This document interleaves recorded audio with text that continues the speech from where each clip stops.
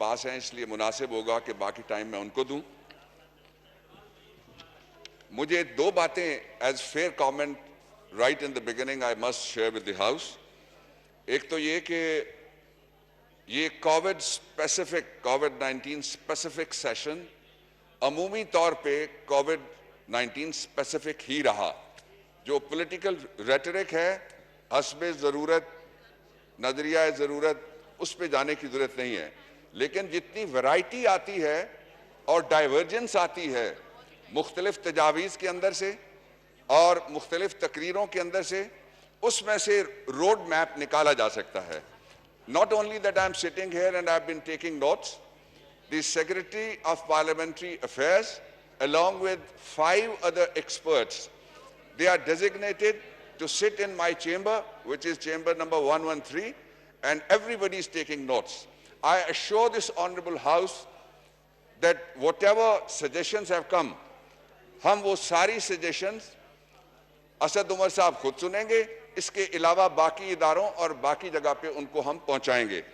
मुझे ये कहने में भी कोई बात नहीं है कि इस मुल्क में ख़वातीन की आबादी इज़ अबाउट 51% और यहाँ 3 ख़वातीन ने जो बात की, हमारी बहनें ज़ायदा साहिबा, आलिया मलिक और शाजिया साहिबा ने, उनकी तकरीरों में पॉलिटिकल रेटरिक कम था और तजावीज़ ज़्यादा थी। उसके साथ ही जो तजावीज़ आई, मिसाल के तौर पे हैदर होती साहब ने दी, अभी एहसन साहब ने कहा हेल्थ इंफ्रास्ट्रक्चर, और जो कमेटी के अंदर हमारी मीटिंग्स हुई दोनों हाउसेस की, 9 दफ़ा कमेटीज़ मिली हैं और उनके अंदर ब्रीफिंग्स भी हुई, और वहाँ जो स्पेशल असिस्टेंट प्राइम मिनिस्टर के हैं 3 बार उन्होंने मुख्तलिफ कमेटीज़ के अंदर जाके ब्रीफिंग दी।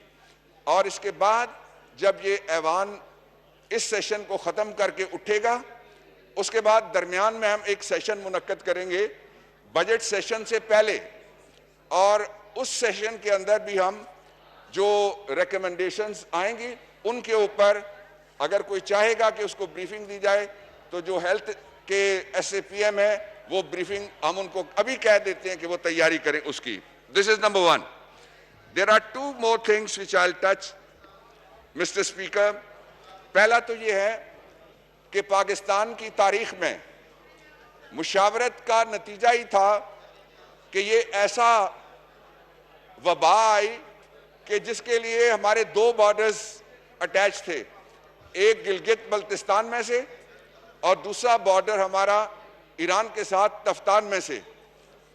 और ये कौमी इदारों के लिए मैं समझता हूं कि एक हरफ़े सिपास पेश करना चाहिए प्राइम मिनिस्टर की क़यादत में, NDMA की क़यादत में, हेल्थ हमारा जितना भी अमला और हेल्थ की जितनी भी अथॉरिटीज़ हैं उनकी क़यादत में। And I am not talking of the only of the federal government, I am talking of the federation at totality, at entirely, largely. उन सब ने बड़ी हिम्मत की है, इसलिए कि इस कोरोना का खौफ इस कदर है कि जायज़ तौर पे लोग सोशल डिस्टेंसिंग जिनको समझ है अभी वो कर रहे हैं, और खुदा ना करे कि इसमें कोई इजाफा हो। मैं 2 इश्यूज जो यहाँ और टैग किए गए, उनमें से पहला 18वीं आईनी तरमीम का इशू है। 18वीं आईनी तरमीम के हवाले से मैं गवर्नमेंट की पोजीशन भी रखूंगा आपके सामने। जी, कोई बीमार हो गए, क्या हुआ? आमिर साहब आप जरा देखें, आमिर डोगर साहब। जी, मुनीर और अगजई साहब है, मेरा ख्याल अचानक तबीयत ख़राब हुई है, तो सार्जेंट्स को भी और तमाम मेंबरान को कहूँगा कि इनको डॉक्टर को भी कॉल करें और फौरी तौर पर जो है वो डिस्पेंसरी से डॉक्टर को बुलाएं। इनको जी डॉक्टर को बुलाएं। जी अच्छा। जी आ रहा है डॉक्टर जी। जी हाँ, कह दिया डॉक्टर को, डॉक्टर साहब आ रहे हैं, पैगाम दे दिया। जी डॉक्टर बाबर अवान साहब। 18वीं आईनी तरमीम के हवाले से यहां बात हुई मुसलसल। मैं गवर्नमेंट की पोजीशन ऐवान में रखने से पहले जी जी डॉक्टर बाबर अवान साहब। मैं गवर्नमेंट की पोजीशन ऐवान में रखने से पहले आपको आईनी हिस्ट्री पे 4 सिर्फ जुमले आपके सामने मैं अर्ज करना चाहता हूं पूरे ऐवान की तवज्जो के लिए। 1973 के आईन को 12 अप्रैल 1973 के दिन हमने अपने ऊपर एडॉप्ट किया और पाकिस्तान में लागू किया। 12 अप्रैल के 1 साल और 8 दिन के बाद जो 1973 के आईन के फाउंडिंग फादर थे शहीद भुट्टो, उन्होंने पहली तरमीम इस आईन के अंदर की 4 मई 1974 को और 7वीं तरमीम की 16 मई 1977 को। ये पहला लैंडमार्क है जो हमारी आईनी तारीख का, वो मैंने आपके सामने रखा। फिर 16 मई 1977 के बाद एक सुप्रा कॉन्स्टिट्यूशनल दौर आ गया, जिसके बारे में तफसील में जाने के बजाय इतना कहना काफी होगा कि फिर यूं हुआ कि हम पे एक दीवार आ गिरी, ये देख ना सके पसे दीवार कौन था। यहां से हम शुरू करते हैं और 1985 नवंबर में 8वीं तरमीम और फिर एक लैंडमार्क आता है 8 अप्रैल 2010 को, जब 18वीं आईनी तरमीम का बिल पास किया दोनों हाउसेज ने मुत्तफिका तौर पे। मैं लॉ मिनिस्टर था, पीपीपी की गवर्नमेंट थी और रजा रब्बानी साहब उस कमेटी के चेयरमैन थे। हमने मिलकर उसको स्टीयर किया दोनों हाउसेज में।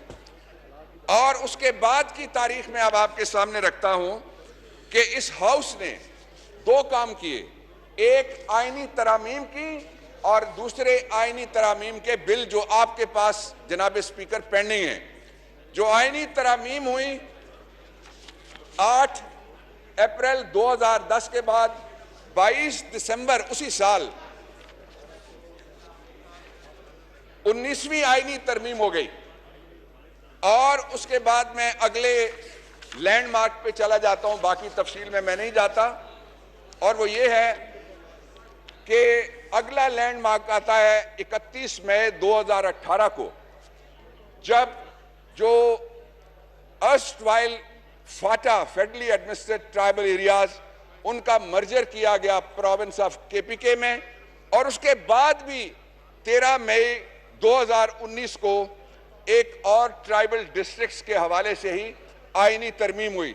इस दौरान 2 दफा आईनी तरमीम हुई, फौजी अदालतों के क़याम की 1 दफा और 1 दफा उनके तसलसल को कायम रखने की। इसके बावजूद कि लियाकत हुसैन केस में 90s वाली फौजी अदालतों को मुल्क की आला तरीन अदलिया ने गैर कानूनी करार दिया गया था, लेकिन चूंकि एपीएस का सानहा ऐसा था जिसके बाद मुल्क में अमन व अमान को और लोगों की हिफाजत को यकीनी बनाने के लिए यह तरामीम की गई। मैं आपके रिकॉर्ड की तरफ चला जाता हूं। मेरा अगला नुक्ता वेरी शॉर्ट। आपके रिकॉर्ड के मुताबिक जनाब स्पीकर, इस वक्त कौमी असेंबली में हुकूमत की जानिब से लाए हुए जो आईनी तरमीमी बिल हैं वो 3 पेंडिंग हैं, उनका फैसला आपने करना है। और सारी जो ऑपोजिशन की जमातें हैं उनमें बड़े बड़े नाम हैं, मेरे लिए सारे नाम बराबर हैं, इसलिए कि अल्लाह ताला की नज़र में सारे इंसान बराबर हैं। सारी ऑपोजिशन जमातों की तरफ से 26 आईनी तरमीम के बिल 18वीं आईनी तरमीम के बाद पेंडिंग हैं। ये सारे बिल ठीक हैं, उनको पास ना करना ये ऐवान का फैसला होगा। इसलिए ठीक है कि आईन के आर्टिकल 238, 238 और 239 के मुताबिक आईन में तरमीम की गुंजाइश मौजूद है। और सिर्फ एक जगह गुंजाइश नहीं मौजूद, जो पाबंदी लगाई गई है वो ये है कि आईन के आर्टिकल 227 सब आर्टिकल 2 में लिखा हुआ है कि जो अल्लाह के कवानीन है, अल्लाह ताला के इरशादात की सूरत में, कलाम इलाही की सूरत में, कुरान हकीम में, और रसूल मोहतरम सल्लल्लाहु अलैहि वसल्लम पे हमारी 1000 जाने कुर्बान, आपकी हदीस शरीफ के हवाले से कोई कानून साजी जो इससे मुतसादिम है वो नहीं हो सकती। Now I am coming to this statement. इस वक्त जब मैं आपसे बात कर रहा हूं, फेडरल गवर्नमेंट की किसी टेबल पर 18वीं आईनी तरमीम के हवाले से कोई फाइल मौजूद नहीं है, कोई बिल मौजूद नहीं है, कोई ड्राफ्ट मौजूद नहीं है। और मुझे बड़ी खुशी हुई जब दूसरी तरफ से फाजिल मेंबरान कह रहे थे कि हम इस पे बात करते हैं, यकीनन बात करेंगे, क्योंकि ये 2/3 मेजॉरिटी से जब भी जरूरत पेश आई हम कोविड-19 में से निकले। इन मुश्किल हालात से कौम आगे बढ़ गई और लोगों की सेहत और सलामती को खतरा ना रहा।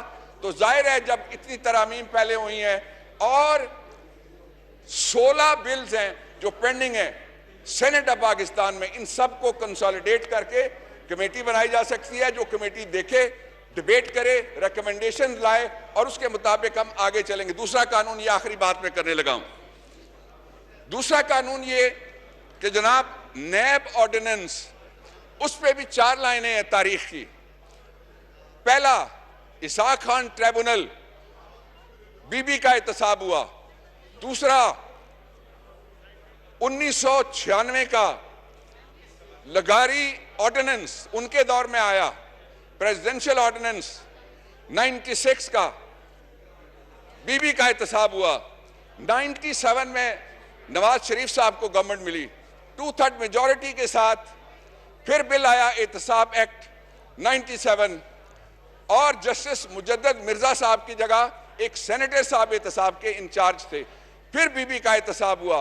उसके बाद जनरल मुशर्रफ के दौर में एक सुपरा कॉन्स्टिट्यूशनल एक ऐसा कानून बना कि 20 साल तक ये ऐवान, ये पार्लियामेंट, ये सेनेट, ये नेशनल असेंबली, उसने उसको हाथ नहीं लगाया।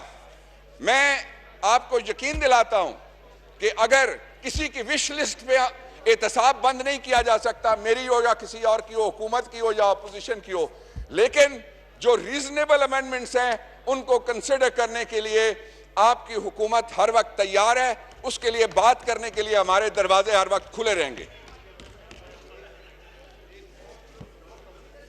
और जनाब स्पीकर, आखिरी बात, यहां ये बात की गई कि जनाब कोई मुशावरत नहीं हुई। पाकिस्तान का सबसे बड़ा और मुसलसल मुशावरती सिलसिला, मसलन सदर हाउस को हम समझते थे फोटो खिंचवाने के लिए 14 अगस्त को, सदर ने सारे उलमा को, सदर ने सारी मसाजिद के इमामों को, सदर ने, आपके सदर ने जो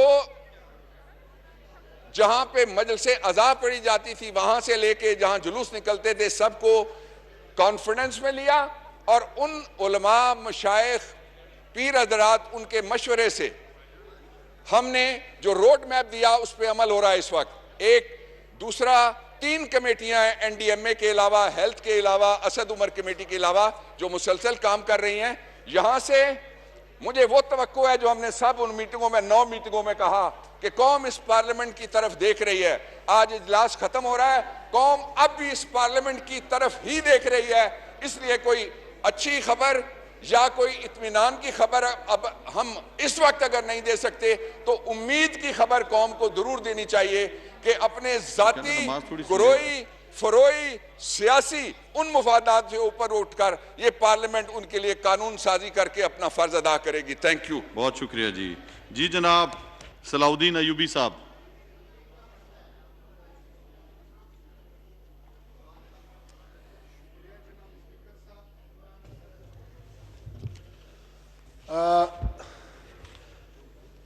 कोरोना पे बहुत से बहस हुआ। मैं